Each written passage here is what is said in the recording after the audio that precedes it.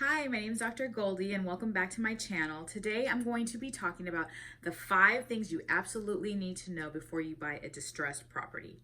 So first things first, a distressed property is a property that the owner has gone into default or the bank has repossessed that property. So that means that that could mean that the owner didn't have payments or it was repossessed for some reason. So a distressed property gives you a unique opportunity to buy a home that you may not be able to afford otherwise. So I'm going to give you the 5 things that you absolutely need to know before purchasing a distressed property. So number 1, distressed properties are everywhere and a real estate agent can help you find one. So if you are in need of a real estate agent, I'm happy to give a referral. I can give referrals to anybody in the US. So you can reach me on my scheduling link below. It's DrGoldieMD.com, and I'm happy to connect you with an experienced and great real estate agent.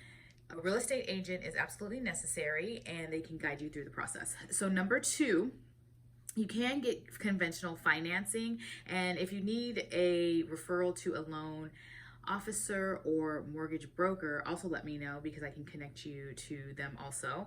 And when you're getting your funding together or your loan together, they do need to know that what you're buying is a distressed property, because there's all sorts of things that need to be taken into account, and one of them is the rate. So usually when you get a rate from a mortgage company or bank, they give you a time frame. So the tricky thing about buying a distressed property is you really don't know when you're going to close.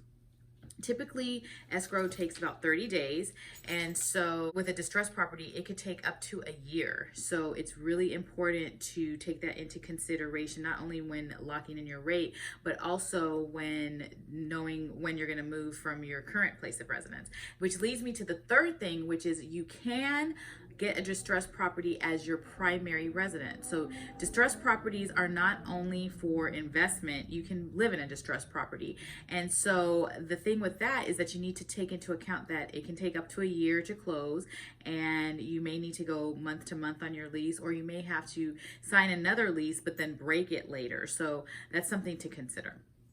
Number 4, you absolutely need an inspection. So now the housing market is completely insane. It's 2021. People are doing all sorts of things to win the bid on a home, and sometimes people take out the inspection contingency. Now, that is not a good idea for a distressed property. Distressed properties are oftentimes in disrepair, and so you really need to know what you're getting into. So an inspection is key, and that can also influence how much you put your offer in for. And again, a real estate agent can help you decide how much you're going to offer and what's a fair price. So you may want to take into account some of the repairs that will be needed for that home. And so finally, number 5, you absolutely need title insurance, hands down.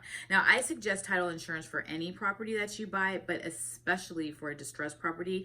The title insurance is basically an insurance policy that guarantees that nobody else owns the right to that property. So you can imagine with the distressed property, there could have been all sorts of loans or whatever taken out, liens taken out on that property. So you just want to make sure that nobody else holds the right to own that property. So those are the 5 things. And the reason why this is really near and dear to my heart is because my home was a bankruptcy sale, and that's how come I can give you these 5 tips, because I went through it myself.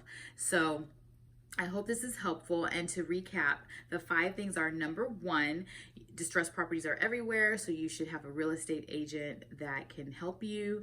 Number 2, you can get conventional financing, but you need to really take into account that it will take longer and it can be a little bit tricky to navigate, but your loan officer or mortgage broker should be able to help you through that.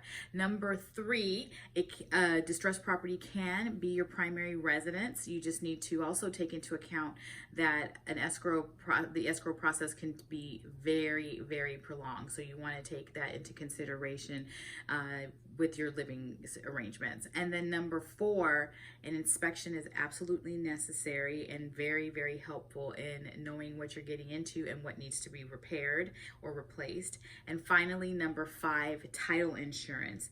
a 100% must have. So I hope that helps. I wish you the best of luck in your home ownership journey.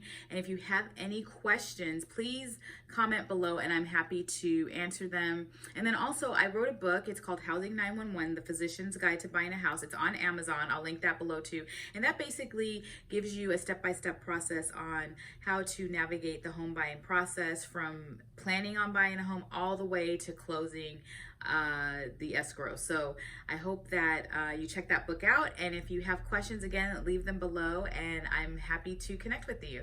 I'll talk to you later. Bye.